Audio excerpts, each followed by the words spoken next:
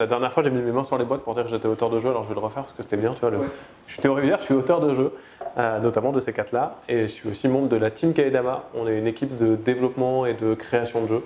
On est basé à Valence, on est 4. Je suis accompagné de Corentin Lebras, Antoine Poza et Ludovic Maublon. Tapage Nocturne, c'est un jeu sur lequel je suis seul, que je sors qui est sorti d'ailleurs chez Upviews Games, qui est un petit éditeur lyonnais. C'est illustré par Christine Alcouf. L'idée, c'est que c'est un jeu hybride. On joue avec un téléphone ou une tablette d'ailleurs, enfin avec une appli en tout cas. Crétin, et c'est vraiment un jeu d'ambiance dans la vague des jeux plutôt débiles, dans le sens positif du terme. L'idée, c'est qu'on a décidé tranquillement d'aller se coucher et de dormir chez nous par un soir d'été merveilleux, quand soudainement on découvre que nos voisins d'à côté ont décidé de faire une fête costumée et foutre le bordel en faisant beaucoup de bruit alors que nous on aurait vraiment envie de dormir. En pratique, comment ça se traduit en matière de jeu? On a des personnages qui sont costumés. C'est vraiment très très bien illustré par Christine Alcouf, je suis assez fan. Donc on a genre le bébé ou Michael Jackson, le robot. Donc il y en a 8 différents, je vous laisserai tous les découvrir. On les aligne en cercle autour de la table, on lance l'application qui va diffuser une petite musique d'une durée aléatoire, et au bout de cette petite musique, on va entendre le bruit d'un des personnages. L'idée, c'est qu'il faut être le premier à réussir à taper sur ce personnage pour gagner la carte qui représente un point à la fin de la partie.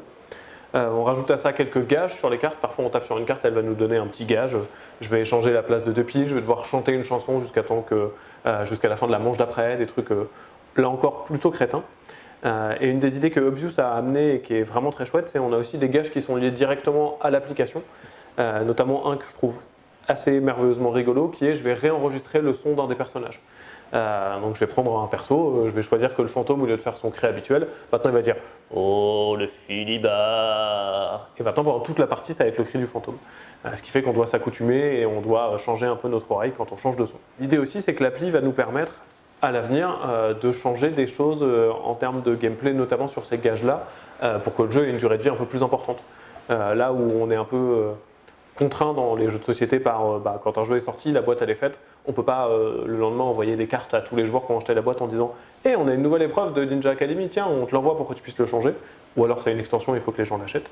Là, la présence d'une appli nous permet de dire tiens, on va changer le son d'un personnage, on va rajouter un petit mode de jeu, on va changer un peu des trucs pour que le jeu puisse continuer de vivre après sa sortie. Comme un jeu vidéo, on peut faire des patchs pour le coup. Ninja Academy, c'est un jeu que je fais à 4 avec du coup toute la team Kaedama, Antoine, Ludo, Corentin, illustré par Jib et chez Yellow. C'est un jeu de multi-épreuves. L'idée, c'est qu'on est des ninjas à la Ninja Academy, on doit passer notre diplôme, et pour ça, on va devoir faire des épreuves dans tous les sens et de manière extrêmement différente. Si on devait le comparer, c'est un peu un WarioWare d'ailleurs, ou un Mario Party de jeux de société, dans le sens où à partir d'un matériel commun, qui sont une dizaine de meeples, des petits meeples en forme de bûche et des cartes, on a fait, je sais plus, 21, c'est très bien écrit sur cette boîte, 21 épreuves différentes qui sont à la fois de la dextérité, il faut empiler des trucs pour réussir à monter le plus haut possible, de l'agilité, on doit faire des pichenettes et on fait une sorte de pétanque, mais aussi du bluff, on va cacher des trucs et il faut que les autres le retrouvent, vraiment un truc le plus varié possible pour amener à un côté, ok, c'est plein de mini-jeux qui, chacun pris à part, ferait pas un jeu démentiel, mais dans l'ensemble, ça nous permet d'avoir une partie assez variée où on se retrouve à faire plein de trucs vraiment rigolos. Super Cat, un jeu que j'ai fait avec les 3 mêmes, plus Nicolas Houry, qui est un copain londonien, qui est aussi l'auteur de Mykérinos. Super Cats, on joue des chats super-héros qui décident d'affronter un robot chien géant venu de l'espace pour détruire toutes nos usines de croquettes, ce qui est vraiment pas cool. En pratique, on a 5 cartes devant nous qui sont des chats tout à fait normaux qu'on va devoir dans un premier temps transformer en chats super-héros. Pour ça, on fait un Shifumi un peu différent, un peu amélioré. On utilise tous les doigts de notre main, on fait Super 4 et on fait un chiffre avec notre main compris entre 0 et 5. L'idée, c'est que, un peu comme dans Stupide Vautour de Randolph, le joueur qui a fait le plus grand chiffre unique, donc les égalités s'annulent, gagne la manche et retourne un de ses petits chats côté chat transformé. Derrière, on fait ça jusqu'à temps que quelqu'un ait réussi à transformer ses 5 chats avec des petites contraintes. Si je gagne avec un 1 ou un 2, c'est super dur, donc j'ai un petit bonus. Si jamais je gagne avec un 4 ou un 5, c'était super facile, donc j'ai un petit malus pour la manche d'après. Une fois qu'un joueur a transformé ses 5 chats, on passe au deuxième épisode de Super Cats, où on est cette fois-ci sur un jeu asymétrique. On fait un petit puzzle vraiment joli, je ne l'ai pas dit mais c'est très bien illustré par Nayad et très bien édité par Gros Games. On fait un puzzle qui est très joli du robot chien venu de l'espace. Tous les joueurs qui ont perdu la première manche vont incarner chien et le joueur qui est le héros de cet épisode va devoir réussir à l'affronter. En pratique, on fait un peu la même chose, il y a quelques règles un petit peu différentes que je vous laisse découvrir, mais on va se batailler encore une fois à coups de doigts. Et le but des gentils, du gentil, est de réussir à détruire le robot chien. Le but du robot chien est de réussir à détransformer le gentil et manger toutes les usines de croquettes. C'est vraiment pas pour faire de la lèche, mais Nayad a fait un boulot très différent de ce qu'il fait d'habitude et que j'aime vraiment énormément, quoi. La qualité éditoriale et la qualité graphique est deux trucs qui me plaisent beaucoup dans le jeu. Super 4, c'est pas un gros secret donc je peux en parler, c'était un jeu qui devait sortir chez Yellow à une époque. Et quand on l'a imaginé, quand on a signé Ninja Academy chez Yellow, ça devait être une trilogie. On devait sortir d'abord Super 4, qui s'appelait Sentai 4 à l'époque, puis Ninja 4, puis un troisième qu'on n'avait pas fait. Mais on voulait quand même que ça soit une trilogie, mais on n'avait pas fait le troisième. Et enfin Foufoufou, un jeu que j'ai fait avec Corentin Lebras et qui est illustré par Pierrot, et édité par Kiff Édition, qui est la maison d'édition qui a monté Pierrot et Nico Normandon et leurs deux épouses, Gwen et Erika. Donc c'est pour ça que Pierrot illustre aussi, qui est un jeu, là encore c'était mon espèce de fin d'année jeu un peu crétin, débile d'ambiance, mais Foufou c'est peut-être le paroxysme de la débilité qu'on a pu mettre en place avec Corentin, encore une fois dans le bon sens du terme.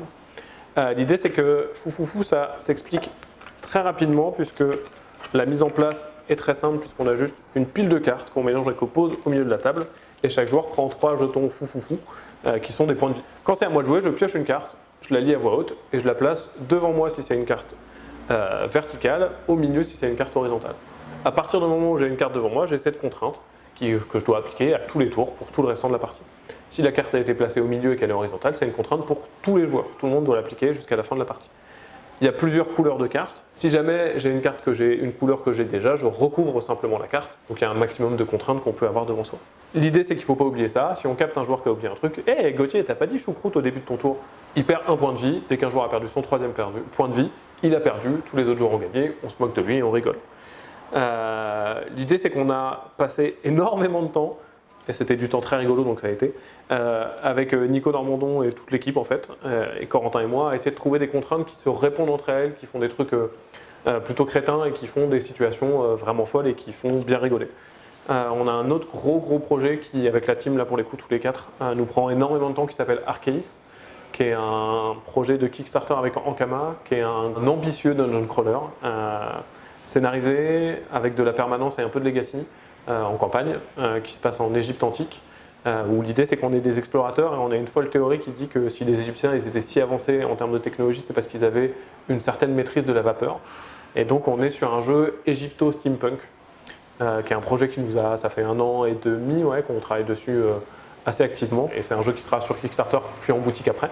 La partie dure 1 heure, 1 heure et demie. C'est mieux de jouer avec le même groupe pour faire tous les scénarios puisqu'il y a cette notion de permanence de je conserve des objets d'une partie sur l'autre et donc il faut avoir cette notion de je conserve le même groupe de joueurs.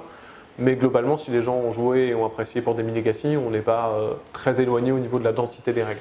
On est aussi très content du boulot éditorial d'Ankama qui a fait des figurines qui sont démentielles. C'est mon premier jeu avec des aussi belles figurines et autant de figurines, donc je suis un peu comme un enfant, mais des illustrations qui sont vraiment très chouettes, qui a mis vraiment les moyens pour que ça soit un gros jeu en termes de qualité éditoriale, de matériel et tout.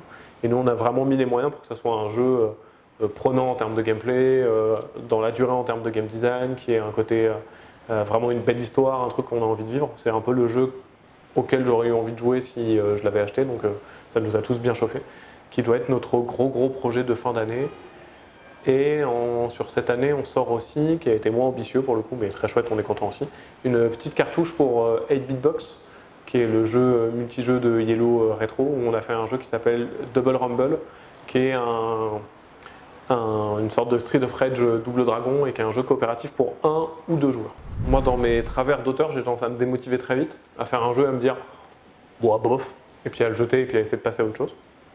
Et donc je me retrouve bien à travailler avec d'autres gens parce que, notamment, on a fait pas mal de jeux avec Corentin, et Corentin, lui, a vraiment une qualité de motivation et d'émulation supérieure à la moyenne. Il est tout le temps content, il est tout le temps motivé, et c'est trop bien parce que je vais lui montrer un truc en disant « ouais, j'ai vaguement inventé une mécanique de jeu, mais c'est nul, regarde, ça fait ça ». Il va me dire « non mais c'est trop bien, attends, on va faire un jeu !» et il va être à fond et il va me permettre de rebondir et d'avancer. Et aussi sur l'après, là Corentin n'est pas à côté de moi parce qu'il ne se déplace pas tout le temps, mais sur les salons, le moment où tu sors un jeu, c'est déjà un grand moment super chouette. Le moment où tu sors un jeu et en plus tu l'as fait avec des copains et tu te retrouves en dédicace, à faire des soirées, à faire des présentations à plein, c'est vraiment beaucoup plus drôle. Alors j'ai la chance d'être dans le milieu depuis presque un petit temps maintenant, donc je connais un peu tout le monde et c'est un milieu plutôt gentil où les gens sont sympas, donc j'ai noué des amitiés avec pas mal de gens. Mais clairement, si j'ai la possibilité de bosser avec un éditeur un peu prestigieux, un peu gros, un peu classe, mais que je connais pas du tout, ou un plus petit éditeur que je connais bien, où je me dis ah, ça va bien se passer, ça va être chouette, j'aurais plutôt tendance à aller vers le plus petit. Parce que pareil, il y a un vrai truc de... il y a à la fois un travail de confiance, de quand tu fais ton jeu, tu peux le donner à quelqu'un, il peut le gâcher, et à la fin ça peut être nul, et tu peux être triste, et c'est horrible. Et donc j'ai envie de bosser avec des gens où je me dis, ok, bah, quand je donne un jeu à Ludovic Papayis de chez Yellow, que je connais très bien, et où je vois le boulot qu'ils font, bah, je sais qu'à la fin le travail il va être bien fait quoi qu'il arrive. J'ai pas de crainte, et c'est vraiment rassurant à ce niveau-là. Et à la fois, bah, je sais que Ludovic Papayis c'est un bon copain, et donc on va bien rigoler, et que quand on s'échangera des mails, ça sera cool, et qu'il n'y aura pas cette espèce de formalité qui est des fois nécessaire. Je prends Supercats parce que Florian Grenier est encore plus un copain. Et c'était un copain avant que lui et Céline montent Greux Games. C'était déjà des bons potes, on se voyait régulièrement, on faisait des jeux, on s'appréciait beaucoup. Et quand ils ont monté leur maison d'édition tous les deux, on s'est dit ok, on a envie de bosser avec eux parce que c'est des copains. Et ça permettait de, bah, si à un moment t'es pas d'accord sur le dos de boîte, au lieu d'envoyer un mail qui dit bonjour cher machin, je trouve que le dos de boîte il est pas mal, il y a plein de trucs chouettes, mais là on pouvait dire oh, Florian t'abuses là, cette phrase elle est toute pérave quoi. Et on rebondissait vachement plus rapidement. Comme lui, quand il avait des trucs à nous transmettre en disant les gars, vous avez craqué, là, à 3 joueurs, on peut pas jouer comme ça, c'est nul à chier. Ben, il l'envoyait sous ses termes. Et en fait, ça économise vachement d'énergie et vachement de trucs qui ne me plaisent pas trop dans des fois l'aspect trop formel du boulot. Et donc là, c'est tout de suite vachement plus sympa. Je dis beaucoup vachement dans cette phrase.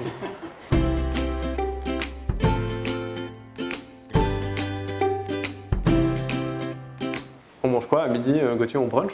Brunch. Ah, je suis pour la première fois au Philibar. Venez au Philibar, c'est beau. Je sais pas encore si c'est bon, mais c'est déjà beau et ça sentait bon quand on était en bas et je commençais à avoir faim.